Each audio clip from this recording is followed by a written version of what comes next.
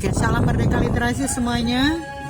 Oke, kita akan dengarkan bersama pemahaman tentang artikel ilmiah materi pada modul 8 dari teman kita Randy, mahasiswa pada program Sistem Informasi.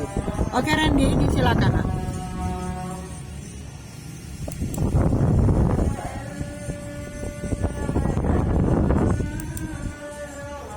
Salam merdeka literasi.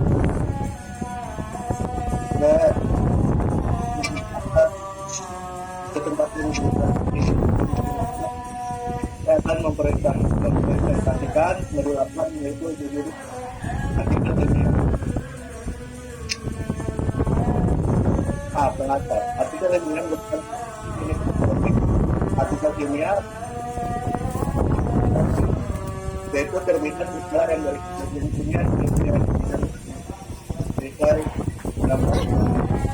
artikel ilmiah dapat dilakukan artikel ilmiah dan artikel non penelitian serta artikel ilmiah sebagai subjenis yang lain. Pada dasarnya, artikel penelitian merupakan laporan penelitian yang dituliskan dalam bentuk artikel. Artikel non penelitian yang didasarkan pada penelitian dan biasanya merupakan ulasan penelitian. Karena itu, artikel non penelitian juga disebut artikel konseptual. Wiratno 2014. Artikel konseptual pada umumnya berisi pemikiran teoretik terkait sesuatu yang disajikan melalui analisis secara kritis. Adapun artikel ilmiah populer relatif sama dengan artikel konseptual, yaitu artikel ilmiah seperti berdaya formal yang antara lain diambil oleh penggunaan bahasa sehari-hari. Apabila artikel penelitian dan artikel konseptual dipublikasikan di jurnal atau dipresentasikan di forum seperti Lokal Karya dan seminar, artikel ilmiah populer biasanya dimuat di koran atau majalah, khususnya di kolom opini. Struktur teks pada artikel ilmiah, baik artikel penelitian maupun artikel konseptual ditulis dengan konsepsi yang berlaku di masyarakat akademik. Sedangkan artikel ilmiah populer tidak selalu terikat dengan konsep. 1. Struktur teks pada artikel ilmiah. Hal yang paling utama pada konsepsi penulisan artikel penelitian adalah struktur teks. Artikel konseptual bisa ditulis dengan penelitian. Tentu saja metodologi penelitian dan presentasi data atau presentasi data. 2. Artikel ilmiah populer. Artikel ilmiah populer dipublikasikan di koran atau majalah sebagai tulisan opini. Pada konteks ini, artikel ilmiah populer dapat disebut artikel opini. Oke, hubungan genre pada teks artikel ilmiah. Artikel ilmiah merupakan salah satu genre sebagai genre makro. Artikel ilmiah mengandung genre mikro yang terletak pada tahapan-tahapan atau bab-bab di dalamnya,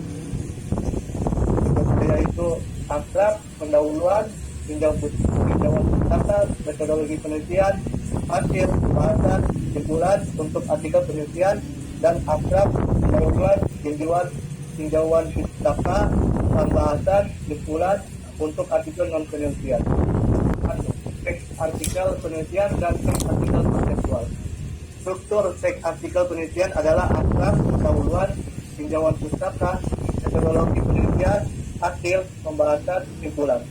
Genre mikro yang terdapat di masing-masing tahapan pada struktur teks artikel penelitian beserta fungsi retoris yang diemban.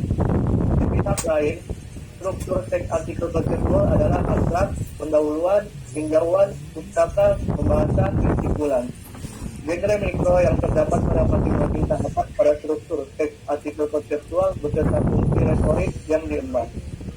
Baik struktur teks pada artikel penelitian maupun struktur teks pada artikel konseptual belum mencakup judul artikel, daftar pustaka, dan lampiran. A. Abstrak. Abstrak merupakan ringkasan dari artikel ilmiah umumnya, baik yang berupa artikel penelitian maupun yang konseptual. Semua isi bahas pada artikel dimasukkan ke dalam abstrak. Pada prinsipnya, abstrak pada kedua jenis artikel itu mengemban fungsi retoris yang sama, yaitu menjadikan ringkasan dari keseluruhan artikel. Meskipun terdapat perbedaan di antara keduanya dalam hal kandungan unsur yang disajikan, namun demikian karena abstrak itu sangat ringkas, agar semua unsur dapat dimasukkan ke dalam abstrak. Unsur-unsur itu perlu dimanfaatkan terlebih dahulu. Abstrak dapat berdiri sendiri atau dilepaskan dari artikelnya. B. Pendahuluan. Bab pendahuluan berfungsi sebagai pembuka artikel ilmiah.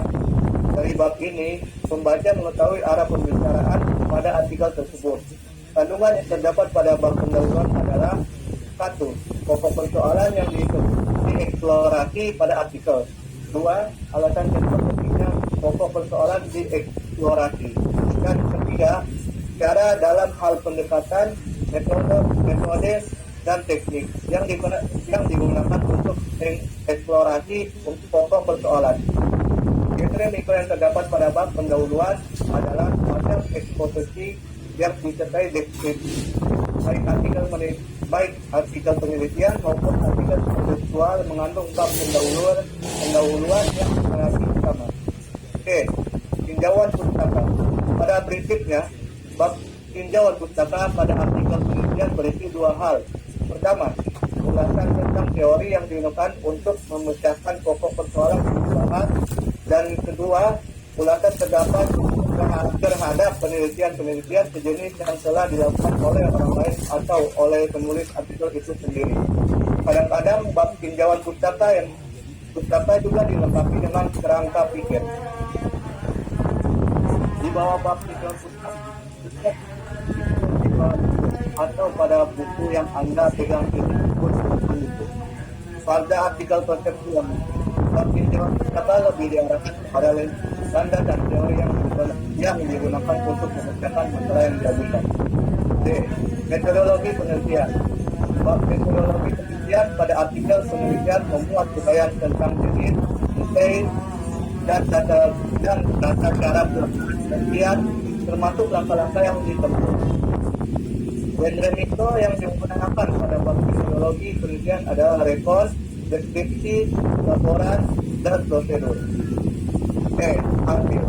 Bab hasil hanya terdapat pada artikel penelitian.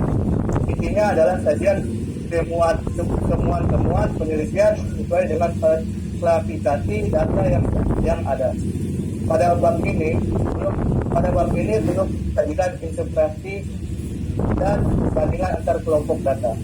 Genre mikro yang terdapat pada bab hasil adalah deskripsi dan laporan. Pembahasan. Bab pembahasan berisi pembahasan dan atau penjelasan mengenai temuan-temuan penelitian dari berbagai sudut pandang teori yang telah disajikan pada bab tinjauan pustaka. Selain itu, pembahasan juga meliputi apakah kekurangan penelitian ya dapat ditutup yang dilakukan. Genre mikro yang sesuai untuk diterapkan pada bab pembahasan diskusi dan atau meliputi eksaminasi. G. Kesimpulan.